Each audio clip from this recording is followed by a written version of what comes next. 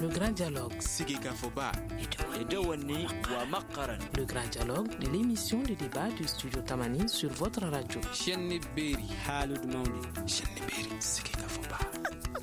grand dialogue.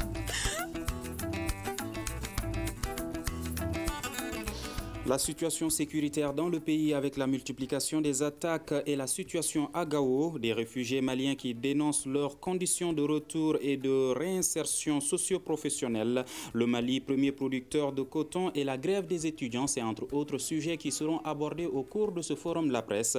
Et nos invités, comme d'habitude, sont tous journalistes. Brahima Touré, justement journaliste, Youba Konaté du Zénith Ballet et Boubacar Yalkouye du Pays. Je suis Mouhamadou Touré, mesdames et messieurs, bonsoir et bienvenue. Le grand dialogue. Dans cette première partie, nous allons parler de la montée de la violence cette semaine au nord et au centre du pays. Des casques bleus et des soldats de l'armée malienne ont été tués dans la région de Mopti et de Ségou à un jour d'intervalle. À cela s'ajoute l'assassinat d'un élément de la garde nationale par des individus armés non identifiés à Gao. 2 jeunes de la ville auraient été également blessés au cours de cette attaque, une situation qui a provoqué la colère de la jeunesse de Gao. Monsieur Touré, que pensez-vous de cette situation d'insécurité dans le pays ? Merci beaucoup, merci de m'avoir invité.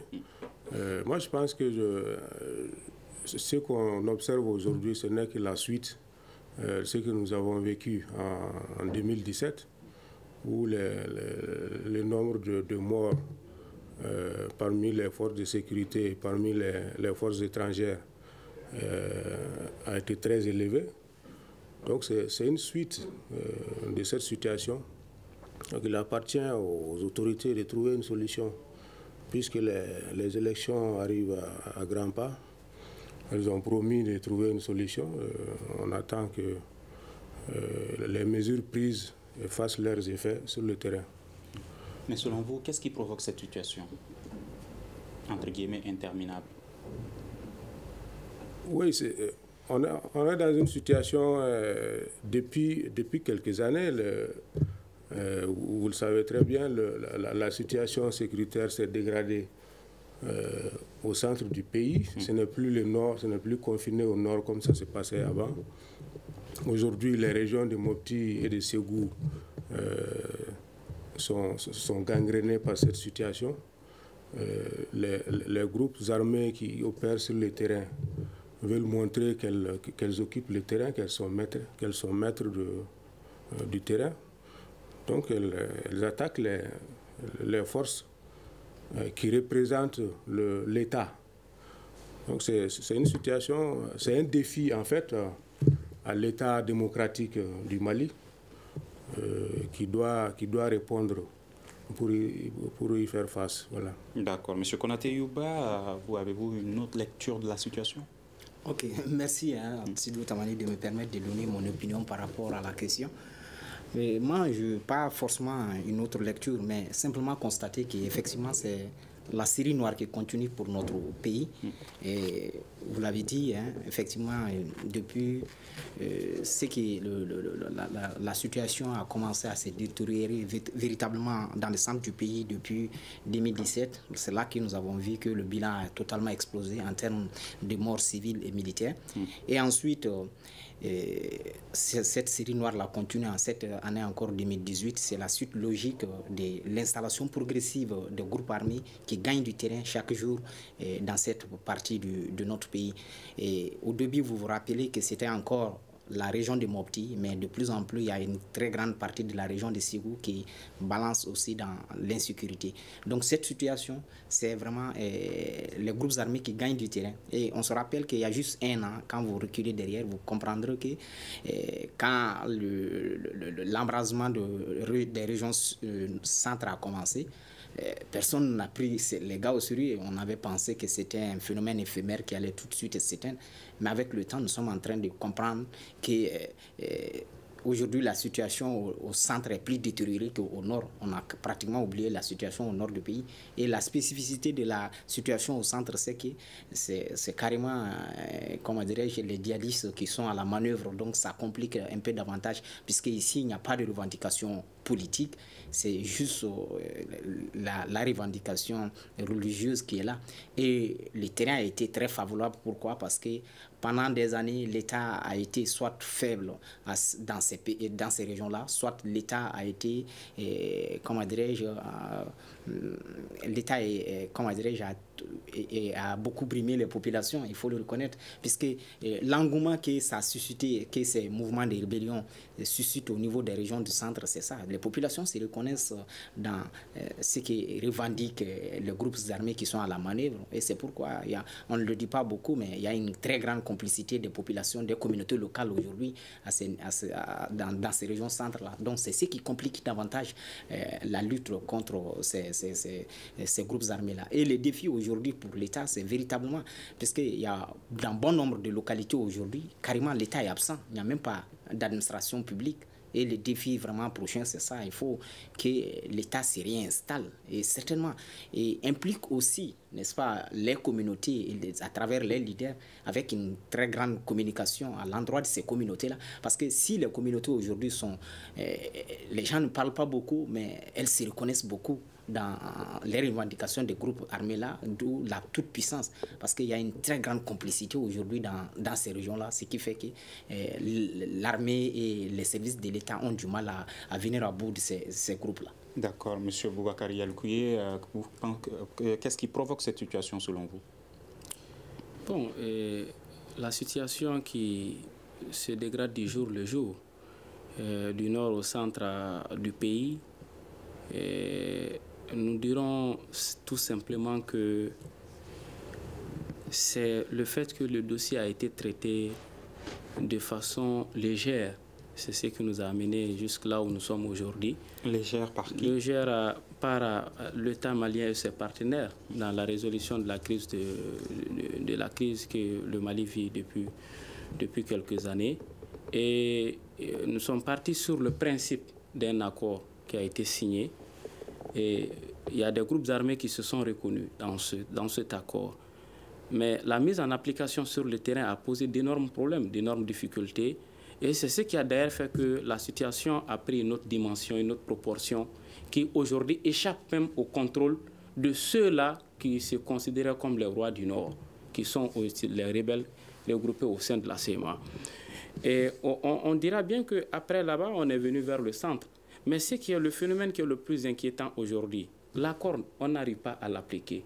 Mais ce qui est le plus inquiétant, c'est le fait que le caractère ethnique s'installe dans cette situation aujourd'hui. Imaginez un peu, vous prenez le cas de Gao. On parle d'abord de communauté arabe et après on se retrouve, on nous balance encore dans cette question de communauté songoï. Donc c'est comme si peut-être à ce bras de fer, cette tension au niveau de la ville, c'est entre deux communautés. Et si on part sur ce plan, ça va être compliqué puisque les populations qui vivent ensemble là, depuis des siècles vont se mettre dos à dos. Et si cela se matérialise aujourd'hui, ça profite à qui? Mais aujourd'hui, aux djihadistes et terroristes qui sévissent, comme on appelle, qui écument cette partie du pays. Et au-delà, aujourd'hui, même quand vous venez un peu vers le centre, c'est le même problème aujourd'hui. Parce que quand on entend des attaques de part et d'autre, toujours on met l'étiquette Peul derrière ces attaques-là. Et c'est ce qui complique aujourd'hui la situation. Ça fait qu'il y a un climat de méfiance aujourd'hui entre ces Peuls et les autres communautés qui vivent aussi au niveau du centre. Je me rappelle un peu vers le pays d'Ogon, il y a ce problème aujourd'hui. Et même quand vous venez un peu, j'ai eu à échanger avec le maire de Mopti lors des journées culturelles d'Ogon. Il est revenu sur les mêmes propos. Il y a ce climat qui est là. Il faudrait rapidement trouver une solution pour qu'on l'endigne, qu'on l'enlève dans l'esprit des citoyens et qu'on sache que nous devons nous donner les mains pour faire face à cette situation aujourd'hui qui n'est autre que la lutte contre le terrorisme et le djihadisme. Et par-delà aussi, le problème est que l'État a une grande part de responsabilité parce que dans ces zones-là, l'administration, surtout les autorités judiciaires au niveau de la justice a toujours failli. Et parce que quand il s'agit de trancher, c'est toujours le plus offrant qui s'en sort vainqueur. Et il y a cette injustice qui a tant duré là-bas. Le fait que ça n'existe plus aujourd'hui avec la présence de ces forces aujourd'hui, la population se tend de mieux en mieux en l'aise parce qu'elle sait qu'elle n'a pas à faire face aux autorités judiciaires. Elle sait qu'elle n'a pas peut-être à faire face peut-être aux impôts, et ainsi de suite, de part et d'autre. Donc, ce qui fait qu'il y a une dépense de moyens qui est là. Donc, ce qui fait qu'elle s'adapte bien avec ses forces du mal. Donc, rapidement, il faut aussi trouver une solution à ça. Et même le maire aussi a eu à m'expliquer un cas vers Konna, où un imam, il a été tiré par quelqu'un, un inconnu, et après, la population a pu mettre la main sur le monsieur qui était blessé. Il était enturbané, on a enlevé le turban. Ils se sont rendus compte que c'est le petit frère direct même à l'imam qui l'avait tiré dessus. Donc, il y a ces situations qui sont là. Donc, finalement, des fois, on se dit aussi que ce sont peut-être les gens de Koufa, ce sont les gens de Yad qui sont en train de tirer sur les citoyens. Mais en fait, on se rend compte après enquête que ce sont même les fils même du territoire qui sont derrière. Donc des règlements de compte. Des règlements de compte. Donc il y a toute une panoplie de situations inquiétantes qui est là. Donc rapidement, il faudrait qu'on trouve les moyens, les voies et moyens pour pouvoir quand même résorber ces problèmes. Sinon, tant qu'on n'arrive pas à résoudre le côté ethnique, on n'arrive pas à résoudre aussi, à mettre le fossé entre les populations et ces djihadistes aujourd'hui qui sont en complicité, ça va être compliqué de pouvoir faire face à ce problème. D'accord. Monsieur Touré, tout de suite, on disait que l'accord, on n'arrive pas à le mettre en œuvre. Alors, qu'est-ce qu'il faut faire si on n'arrive pas à mettre en œuvre cet accord de paix? Si vous le permettez, je voudrais revenir un peu sur ce que Yaroukoué disait par rapport au rapport entre les populations locales et les forces, les groupes armés qui existent dans ces zones-là. Les témoignages montrent que les populations se sentent mieux. C'est ça qui est terrible pour l'État. Mieux avec les groupes armés. Ils se sentent mieux avec les groupes armés. Les gens vous disent, nos parents qui sont là-bas, ils vous disent, on n'est plus embêtés par les gendarmes lors des jours de foire. Lors des jours de foire, vous le savez peut-être, dans les villages, les gendarmes viennent, ils se postent à l'entrée des foires et ils rançonnent les populations. Et ça n'arrive plus. Les gens, ils sont contents parce que les gendarmes n'arrivent plus à aller faire ce qu'ils voulaient les jours de foire. Deuxièmement, du côté de l'Office du Niger, il y avait tout le temps des conflits entre les éleveurs et les agriculteurs. Maintenant, les groupes armés qui sont là aujourd'hui, qui contrôlent la zone, ils ont mis ceux qui tranchent, qui font la justice, qui rendent la justice entre éleveurs et agriculteurs. Et les populations se réjouissent de la situation parce que chaque fois qu'un agriculteur avait maille à partir avec un éleveur, l'éleveur, il amène ses animaux, on saccage ton champ, vous vous plaignez à la justice, c'est l'éleveur qui gagne toujours parce qu'il a beaucoup plus de moyens, il suffit qu'il vende quelques bœufs et il peut soudoyer les juges et tout ce qui s'ensuit. Donc, ce sont les éleveurs qui gagnaient régulièrement les procès. Aujourd'hui, avec les groupes armés qui sont là-bas, ils ont mis fin à ça. Donc les populations se sentent mieux protégées par les groupes armés que les forces de sécurité. Les populations se sentent mieux protégées par ces groupes-là et par l'État. Encore une fois, c'est vraiment terrible pour l'État que nous défendons tous. Il faut que l'État réagisse pour remettre les choses en place rapidement. Sinon, on va dans une situation catastrophique. Voilà, c'est ce que je voulais dire sur le premier chapitre. Maintenant, pour l'accord, moi je pense que l'accord a été signé, il faut le mettre en œuvre.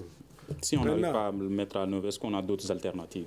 Moi je pense qu'on ne peut pas dire qu'on n'arrive pas à mettre en œuvre. Il y a une volonté, je trouve qu'il y a un manque de volonté, autant du côté du gouvernement que du côté des groupes signataires. Le gouvernement n'arrive pas à mettre en place les réformes institutionnelles qu'il faut pour créer le cadre qui est demandé par les rebelles. On a voulu faire... Les ex-rebelles ou les rebelles? Bon, les ex-rebelles. On a voulu faire la révision constitutionnelle qui devait être la matrice de ces réformes-là. Mais bon, il s'est trouvé que le gouvernement a mis des dispositions qui était sujette à controverse. Vous avez vu tous les soulèvements que ça a créé. Donc ça a bloqué la révision. Moi, je pense qu'il y a un manque de volonté politique. Du côté des groupes armés, depuis combien de temps on est en train de leur demander simplement la liste de leurs combattants dans le cadre du DDR. Les gens n'arrivent pas ou bien ils ne veulent pas mettre à disposition la liste de leurs combattants pour que les DDR puissent démarrer. Donc, je conclus en disant qu'il y a un manque de volonté des deux côtés. D'accord. Sinon, l'accord peut être bien appliqué s'il y a une volonté. D'accord. Monsieur Konaté, si les populations se sentent mieux protégées par les groupes armés que les forces de sécurité maliennes, ont-elles raison d'être complices, d'être en complicité avec les groupes armés? Ok, non, bon, moi je ne parlerai pas de complicité, mais juste peut-être un certain réalisme. Parce que de plus en plus, ce sont ces communautés-là qui interpellent, qui transportent les litiges au niveau des responsables rebelles. C'est les communautés elles-mêmes qui transportent les litiges au niveau donc, c'est un certain réalisme qui est là, qui fait que, parce que le grand frère l'a rappelé, pendant des années, ces gens-là, ils ont été victimes et de la gendarmerie et de la justice. Il faut les reconnaître, il faut que l'État réagisse et tire, comment dirais-je, toutes les conséquences de ces situations-là. Ça fait des années que ces situations ont perduré dans ces zones-là. Donc, aujourd'hui, il y a une occasion que ces populations-là ont tout simplement saisi pour se défouler. Et on espère simplement que quand la situation va un peu se calmer, on va tenir compte de toutes ces réalités-là pour avancer. Parce qu'autrement, les mêmes causes produisent toujours les mêmes effets et on risque, comment dirais-je, de plonger encore dans de nouvelles situations. Ce n'est pas bon. Le terreau de ces situations, c'est l'injustice. Et encore l'injustice. Il faut que l'État qui a un rôle régulateur à jouer pour tout le monde, pour toutes les populations, doit sévir pour que les populations soient traitées à égalité. N'est-ce pas? C'est tout le problème. Parce qu'il y a un risque, que Yalko a rappelé entre-temps, il y a un risque de communautarisation de l'affaire au centre du pays, ce qui est très très dangereux. Il faudrait faire tout pour que ça ne se communautarise pas. Sinon, c'est pas bon pour notre pays. Quand on parle de groupes armés, est-ce qu'il s'agit de la CMA, la plateforme ou les djihadistes inclus? Non, non, non. Moi, non, au centre, tout le monde sait qu'à la manœuvre, ce sont les djihadistes. Il n'y a pas les groupes armés qui ont la revendication politique. Ça, clairement, tout le monde l'a compris. Au centre, c'est véritablement les djihadistes qui sont à la manœuvre. Et ils le disent clairement. Et les populations se reconnaissent dans les actions qu'ils sont en train de mener. Et je vous dis, nous avons des échos où c'est les populations elles-mêmes qui se lèvent et qui rapportent les litiges à ces djihadistes-là pour qu'ils tranchent. Et ils tranchent de façon radicale, fondamentale, tout le monde est d'accord. Donc ça c'est une réalité. Il faudrait que l'État et du moins les autorités qui sont en place en tiennent compte et en tirent toutes les conséquences pour que ce pays puisse sortir de cette situation et avancer. D'accord. Yalkouye, peut-on dire que toute cette situation est due à une mauvaise gouvernance dans le pays? Évidemment. C'est la conséquence que nous sommes en train de subir aujourd'hui. Sinon, s'il n'y avait pas eu de mauvaise gouvernance, d'injustice, on n'allait pas être en face de tous ces problèmes-là aujourd'hui qui sont en train de nous bouffer petit à petit. Sommes-nous toujours dans cette mauvaise gouvernance? Nous le sommes, effectivement. Et quand on regarde un peu les rapports du vérificateur général, on comprend aisément qu'on est loin de s'en sortir. Et au-delà aussi, bien avant même ces rapports aussi, même au niveau des départements avec les histoires de marché de part et d'autre, on voit comment les choses se passent. Et jusqu'à présent, il n'y a pas cette prise de conscience. Et c'est ce qui est d'ailleurs aussi déplorable de la part aussi de nos autorités, surtout du premier responsable du Mali, qui est le président de la République, qui d'ailleurs en 2014, on se rappelle, avait dit a décrété cette année comme l'année de la lutte contre la corruption. Et nous avons vu que cette même année, il y a eu plus de vols que les années précédentes. Et ça continue toujours. C'est ce qui est d'ailleurs déplorable. Et c'est d'ailleurs ce qui aussi remonte également à la population. Ça le met sur les nerfs parce que, compte tenu de la situation du pays, on ne sent même pas cela au niveau du train de vie des responsables, des gouvernants du pays. Imaginez un peu le président de la République, regardez dans le luxe dans lequel il se trouve. Prenez l'Assemblée nationale, prenez, comment on appelle ça, le gouvernement, ainsi de suite, toutes les institutions de la République. Mais il n'y a pas eu de diminution de train de vie. Or que dans une situation de guerre, les autorités doivent s'adapter à la situation. Mais nous avons vu que c'est tout à fait le contraire chez nous ici. Mais le Malien lambda, qu'est-ce qu'il va se dire? Voilà cette mauvaise gouvernance qui nous a conduit dans cette situation. Et nous comprenons aisément que jusqu'à preuve du contraire, les autorités n'ont pas pris conscience. Alors qu'est-ce qu'il faut faire? Et c'est ce qui fait que certains sont tentés d'être aussi en connivence avec ces groupes armés, et ces djihadistes et autres dans le centre et le nord du Mali. Il faut les comprendre souvent. Et moi, je dirais aussi que le plus important aujourd'hui, il faut trouver les voies et moyens. Et ces voies et moyens, il va aussi être difficile parce que le Mali est en position de faiblesse aujourd'hui parce que malgré la présence du monde entier chez nous ici, malgré la présence du monde entier, on a du mal à faire face à la situation. Alors, si la guerre ne paye pas, comme c'est notre option primordiale, si elle ne paye pas, pourquoi ne pas chercher un plan B qui n'est autre que la négociation? Ce n'est pas la fin du monde parce que quand on est en position de faiblesse, c'est stratégique aussi. Il faut chercher, il faut ouvrir les voies possibles. Il faut tendre la main à tout le monde. Et raison pour laquelle je me rappelle quand nous étions à Mopti, les autorités ont clairement dit oui, il faut le dialogue. Même s'il y a lieu de tendre la main à Koufa et Yad, il n'y a pas de problème, pourvu que le Mali puisse sortir dans cette situation. On va vouloir peut-être se laisser emporter par l'orgueil. Mais qu'est-ce que cet orgueil-là va nous payer? On aura quoi? Absolument rien. Tandis qu'on voit sur le terrain que la population se meurt petit à petit. Les militaires font face quotidiennement à des attaques meurtrières. Et aussi ces forces internationales, c'est aussi qui sont là, payent le lourd tribut. Alors il faut rapidement trouver une solution, même s'il faut des compromis, même s'il faut faire le dialogue aujourd'hui. Moi, je trouve que les autorités doivent aller vers ça, puisque nous ne sommes qu'à quelques mois de ces élections. Et si on rate ce dernier tournant, alors ça va être compliqué pour ce pays. Justement, négociation, il y a quelques jours, le Premier ministre déclarait à Mopti qu'il faut que nous sommes prêts à négocier avec tout le monde. Et quelques jours après, le président de la République annonçait que nous n'allons pas négocier avec les terroristes. Alors, est-ce qu'il n'y a pas incohérence dans les discours ou est-ce qu'ils ne défendent pas la même vision? Justement, hein, moi je pense que ça, tout le monde a noté la discordance. Maintenant, puisque, bon, le président, c'est-à-dire qu'il y a une situation assez atypique ici.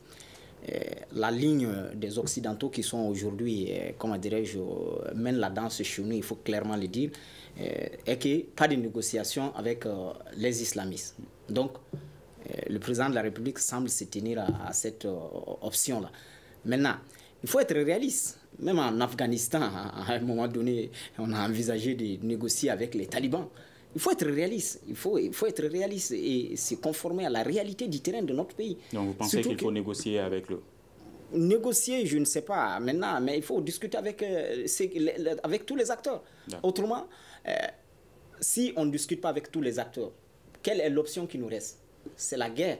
Et je ne pense pas que nous soyons dans les meilleures dispositions aujourd'hui pour faire la guerre. Il faut être réaliste. Il faut vraiment discuter avec tout le monde dans la mesure du possible et avec un certain réalisme.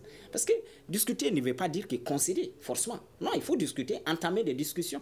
C'est à travers les discussions qu'on va savoir qui veut quoi. Maintenant, puisque quand vous prenez un monsieur comme Amadou Koufa aujourd'hui, à ce que je sache, depuis le début de l'histoire jusqu'à aujourd'hui, personne n'a discuté avec lui.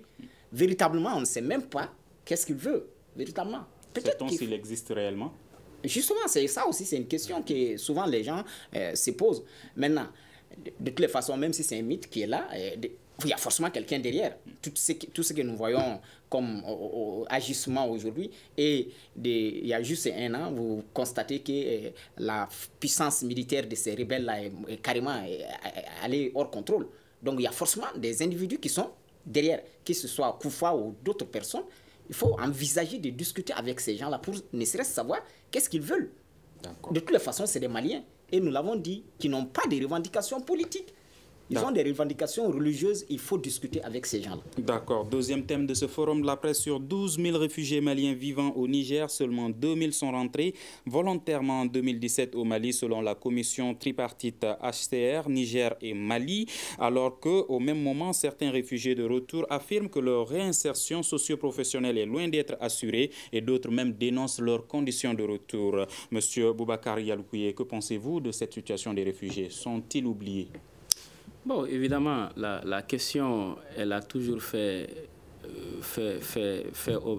objet de débat chez nous ici. Et nous n'avons jamais trouvé de réponse appropriée. et surtout de la part quand même des autorités. Et cette question des réfugiés ne date pas d'aujourd'hui, si j'ai bonne mémoire. Et puis aussi sur Ibeka, plusieurs fois, nous avons vu les Maliens qui sont rentrés compte tenu des situations insoutenables dans la sous-région ou bien ailleurs à travers le monde. Et leurs témoignages, nous l'avons vu. Et pratiquement dans les témoignages, il n'y a pas de propos espérants qui donnent vraiment de l'espoir. Et ce qui fait qu'on est tenté de dire qu'il y a aussi une mauvaise politique à ce niveau. Parce que s'il y a lieu de les faire rentrer, il faudrait qu'ils sachent exactement, une fois rentrés au Bercail, bon voilà, nous avons quand même de quoi aussi subvenir à nos besoins. Ça manque ici. Et donc, raison pour laquelle on se dit que nous considérons que ce sont des oubliés de la République aujourd'hui. Des oubliés de la République parce que s'ils décident de rentrer, il faut aussi les comprendre. Il faut les comprendre parce qu'ils sont partis. Ils sont partis parce qu'ils n'espèrent pas sur des lendemains meilleurs au Mali, raison pour laquelle ils ont préféré partir. Mais rentrent sous contrainte. Et quand ils rentrent sous contrainte, il faut aussi trouver des mesures appropriées pour qu'ils puissent s'adapter à la réalité du pays. Mais cela n'existe pas. Et raison pour laquelle on se dit aujourd'hui que rapidement, il faudrait que les autorités trouvent les moyens. Que ce soit peut-être pour les Maliens qui sont hors du Mali, ou ceux qui sont aussi tentés aujourd'hui de partir parce qu'il n'y a même pas, il n'y a rien, absolument rien. Même vous voyez un peu cette histoire de 200 000 emplois qui, ça fait des années maintenant, il y a cette polémique autour de cette affaire, on ne comprend absolument rien. Les autorités disent avoir créé plus de 200 000 emplois. Le citoyen lambda dit, bon, on ne voit absolument rien. Mais effectivement, il faut comprendre parce que quand on voit un peu le nombre de chômeurs, on voit aussi la flambée des prix des produits de première nécessité, on ne comprend absolument rien. Et rapidement, il faudrait franchement dire que cette question d'emploi, que cette question quand même des réfugiés qui reviennent, il faut prendre des mesures pour leur réinsertion quand même peut-être socio-professionnelle. Rapidement, il faut trouver des solutions par rapport à ça pour qu'ils puissent aussi se sentir maliens. Parce que quand tu reviens chez soi, tu n'as absolument rien. Qu'est-ce qui reste encore? Donc, il faudrait quand même qu'on trouve des réponses appropriées à ça. D'accord. M. Touré Brahima, pensez-vous également que les réfugiés sont aujourd'hui des oubliés de la République? Bon, je dirais pas que c'est des oubliés, mais bon, la situation que le pays vit aujourd'hui, je pense que ça ne milite pas en faveur d'un retour de quelqu'un qui vit à l'extérieur. Quand vous sortez du Mali, vous regardez l'actualité, vraiment ça ne vous incite pas à venir dans un pays où il y a toujours, où on ne parle que d'attaques, d'explosions de mines. Et il y a l'autre aspect, le problème des réfugiés va se poser avec les élections. Peut-être les groupes armés vont revendiquer, vont demander que les réfugiés reviennent. Tout ça, ça va créer des problèmes. Maintenant, il appartient au gouvernement de créer les conditions pour que les gens puissent revenir chez eux. D'autant plus que la situation se complique, même pour nos compatriotes qui vivent au Burkina Faso, dans le nord du Burkina Faso, dans les camps qui sont là-bas. J'ai appris qu'ils ont des difficultés parce que les groupes armés qui sont dans le nord du Burkina Faso opèrent dans ces zones-là. Donc les réfugiés peuvent se retrouver pris entre deux feux, entre d'un côté l'armée burkinabé et de l'autre côté les groupes armés. Donc de là, il faut demander au gouvernement, vraiment les gens doivent prendre les mesures pour que nos parents puissent retrouver. Donc vous pensez que les conditions ne sont pas favorables à leur retour? Les conditions ne sont pas réunies aujourd'hui. Parce que bon, l'insécurité règne dans les zones que les gens ont quittées. Tant que l'insécurité n'est pas circonscrite, je ne vois pas comment les gens peuvent revenir chez eux. D'accord. Monsieur Youba, si les élections se tenaient, est-ce que les réfugiés pourront voter dans ces conditions? Ça, c'est... peut-être que je ne pourrais pas répondre à la question, mais peut-être juste remarquer aussi, constater qu'effectivement, moi je pense que la question des réfugiés est intimement liée à l'application de l'accord. Parce que si l'accord, 2 ans ou presque 3 ans après, avait été appliqué dans sa grande partie, c'est sûr que l'essentiel des réfugiés aurait été de retour aujourd'hui. Donc, ce qui n'est pas le cas. Donc, le blocage dans l'application de l'accord impacte aussi sur, comment dirais-je, les retours des réfugiés.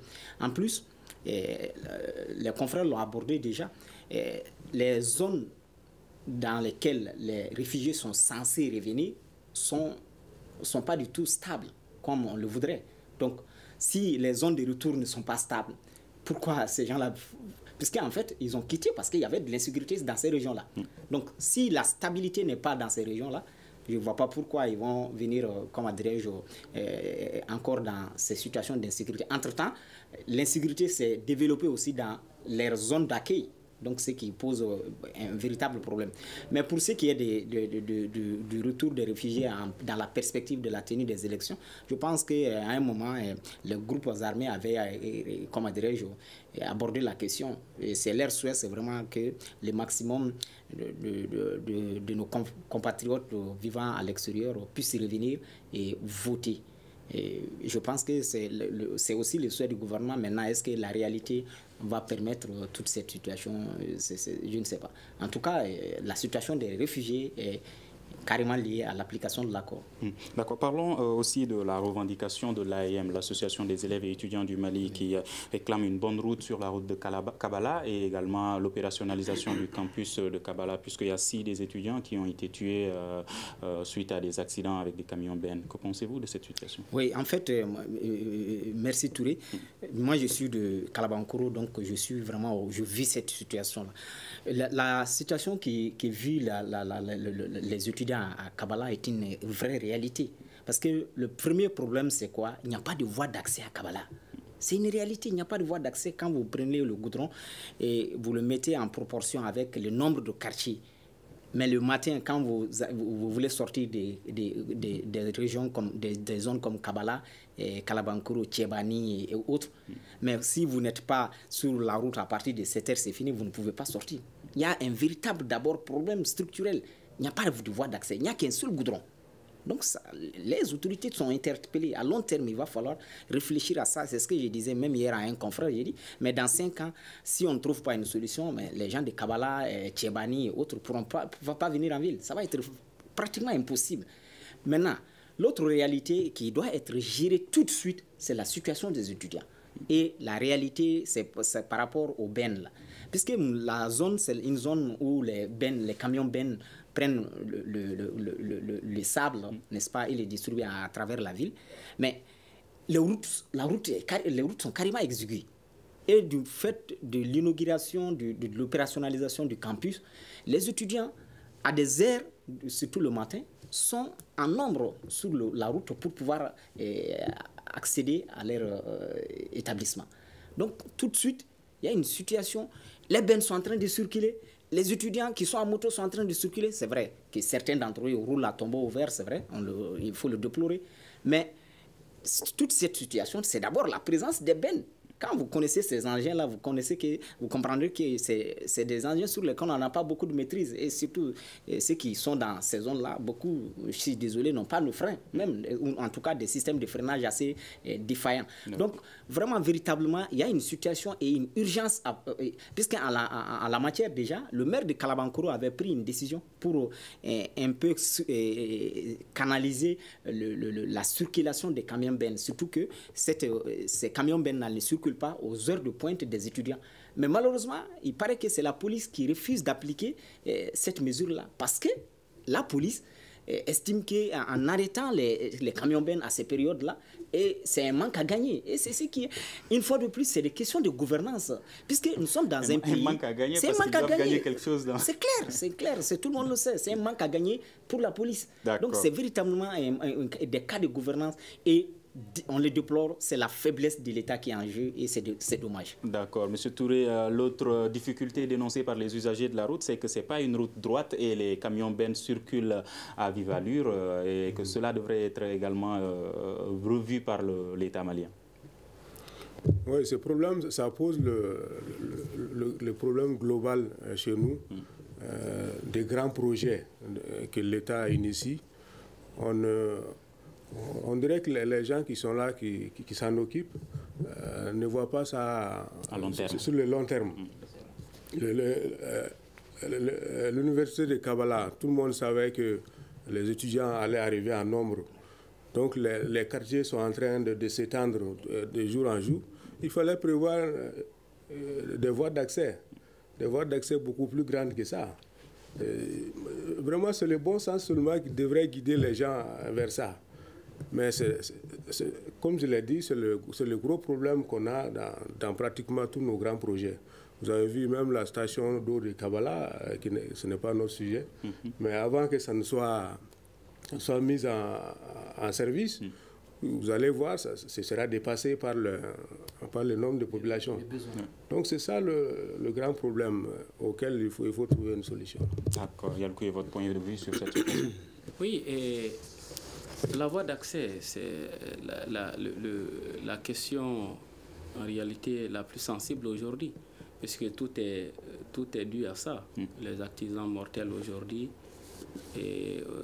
qui d'ailleurs font que l'AIM et les étudiants font des descentes aujourd'hui dans la rue pour manifester et aussi demander aux autorités de trouver quand même des solutions à ce problème-là.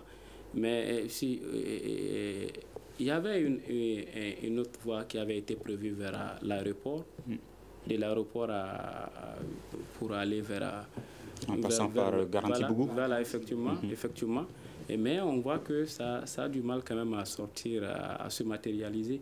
Et on se dit que si ici il y a des problèmes, et là-bas c'est plus facile encore, puisque tout n'est pas encore occupé.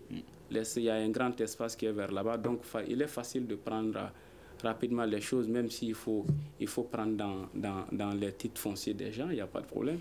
Mais déjà, ici, il y a des questions d'habitation qui sont là. S'il y a lieu d'agrandir la voie, il faut affronter cela. Et par-delà également, nous avons vu, même le maire avait pris des décisions par rapport à la circulation des bennes d'une certaine heure comment on appelle, de la matinée jusqu'à vers le petit soir. Mais cela s'est soldé quand même aussi à un refus catégorique du syndicat de ces camions bennes-là, et qui d'ailleurs, je me rappelle très bien, lors d'une de leurs manifestations, ça s'est soldé encore à des accidents et des pertes en vies humaines. Donc, c'est ce qui fait que le maire, c'est une autorité dans la commune. Le maire prend une décision qui ne s'applique pas. Donc, c'est incompréhensible. Ça veut dire que quelque part, il y a le blocage et il y a peut-être une main invisible derrière. Sinon, même la police ne peut pas refuser d'appliquer une décision quand même émanant du maire de la commune. Donc, ça veut dire que peut-être c'est ailleurs. Il faudrait quand même chercher rapidement une solution à cela pour que nous puissions rapidement aussi à stopper ces cas de mort qui deviennent de plus en plus franchement insoutenables. D'accord. On va terminer ce forum de la presse avec une bonne nouvelle. Le Mali qui s'est reclassé premier producteur de coton en Afrique. Ainsi, il se place devant le Burkina Faso après avoir fait une très bonne récolte de coton en 2017-2018 selon les autorités. Et cela a été possible après une réforme mise en place pour réguler le secteur. Monsieur Touré, est-ce réellement une bonne nouvelle pour les cotonculteurs? Oui, c'est une bonne nouvelle, pas seulement pour les cotonculteurs, mais pour tous les Maliens. Dans la grisaille que nous vivons aujourd'hui, ici, il y a une lumière qui montre que bon, le pays n'est pas totalement... le pays, malgré la crise, il y a une partie du pays qui vit normalement. Donc je pense que c'est une très bonne chose. Il faut signaler aussi que le Burkina paye la politique qu'ils avaient adoptée il y a quelques années par rapport aux OGM. Ils ont utilisé les OGM, c'est ça qu'ils payent aujourd'hui. Et ça nous vaut de passer devant eux. Je pense qu'on ne peut que s'en féliciter. Donc, mais il y a un moment, les cotonculteurs dénonçaient le fait que 99% du coton malien est exporté, mais malgré cela, eux, ils n'en bénéficient pas. Oui, c'est ça le gros problème qui est signalé depuis des années. La problématique de la transformation de notre production ici pour tirer de la valeur ajoutée. Parce que nous vendons le coton de façon... nous égrenons tout simplement et nous vendons. Et il a été prouvé depuis des années que si on faisait la filature ici, ça nous rapporterait encore plus. bon, il appartient, je reviens toujours là-dessus, il appartient aux autorités de créer les conditions pour que le coton puisse nous rapporter plus que ce que nous gagnons aujourd'hui. D'accord. M. Yalkouye, est-ce que ça va changer quelque chose dans la situation socio-économique du pays, cette position du Mali? Bon, changer, je suis un peu sceptique par rapport à ça, parce que vous imaginez un peu le nombre, tenez compte du nombre de producteurs aujourd'hui de coton et comparez-le aux années précédentes, peut-être dans les années 90 ou début 2000. À l'époque, ça allait bien et tout le monde était dans la cotonculture. Et les gens ont finalement laissé compte tenu de la mauvaise politique adoptée au niveau de la CMDT. Si aujourd'hui les autorités cherchent les stratégies pour regagner encore la confiance des populations, c'est une bonne chose, mais pourvu que cela soit aussi accompagné par aussi des inquiétudes qui sont là, surtout avec les histoires le fait qu'on transporte le coton vers là-bas. Et d'ailleurs, l'impact aussi négatif aussi s'abat sur ces mêmes cotonculteurs, sur le terrain. Et maintenant, au-delà de ça également, on sait que certes aujourd'hui on a mieux produit parce que le Burkina a adopté une mauvaise politique, raison pour laquelle on est passé devant le Burkina. Mais il faudrait trouver d'autres moyens, parce que imaginez un peu avec les histoires d'engrais qui posent énormément de polémiques aujourd'hui, si on arrivait à adopter une bonne politique à ce niveau aussi, on aurait quand même produit beaucoup plus supérieur aux résultats que nous avons quand même engrangés cette année. D'accord. Monsieur Youba Konaté, le Mali est premier producteur coton en Afrique, mais est-ce que le citoyen lambda va en profiter? J'espère que oui, puisque ça fait quand même plus de dividendes et pour plus de personnes. Maintenant, peut-être qu'il y a des années de cela, la CMDT à ce niveau-là aurait dû peut-être penser à ça depuis. Parce que la CMDT accompagne les cotonculteurs dans la production, dans tout ce qui s'ensuit techniquement avec les agents, tout ça. Mais après la vente, les bénéfices, l'usage qui est fait, moi, je pense qu'ils doivent penser à des mécanismes pour accompagner dans l'usage des fonds récoltés. Parce que la plupart du cas, les gens, tout de suite, quand ils ont de l'argent, c'est payer des motos, c'est remarier, ces trucs. Donc, finalement, on ne s'en sort pas. C'est un éternel recommencement, Alors qu'on peut faire davantage d'usage utile avec ces fonds récoltés-là et améliorer la vie des gens dans ces espaces-là. Et il y a un autre danger, et ça, c'est au niveau des responsables. Il faut les alerter parce qu'on se souvient encore, nous avons encore souvenance d'eux. Quand on avait fait une production record, je crois, dans les années 2004 ou 2005, on a fait la fête du coton ici. Et c'est des milliards qui avaient été dépensés dans cette fête-là. La suite, on la connaît. Donc, il faudrait mettre déjà les responsables en garde contre ces tendances-là, parce que ça ne mène absolument à rien. Donc, et aussi demander à ce que les autorités réfléchissent à ce qu'on accompagne dans l'utilisation des fonds que les populations vont bénéficier. Merci, et c'est ce qui met fin à ce forum de la presse. Merci à tous nos invités, Brahima Touré, journaliste, Youba Konaté du Zénith Ballet, Boubacar Yalkouye du Pays, débat réalisé par Ibrahim Aran Diallo, mise en onde assurée par Salim Diouara, à la régie vidéo Mamadou Ouattara. Je suis Mohamedou Touré, à vendredi prochain pour un autre numéro du forum de la presse de Studio Tamani. Le grand dialogue. Le grand dialogue de l'émission de débat du Studio Tamani sur votre radio.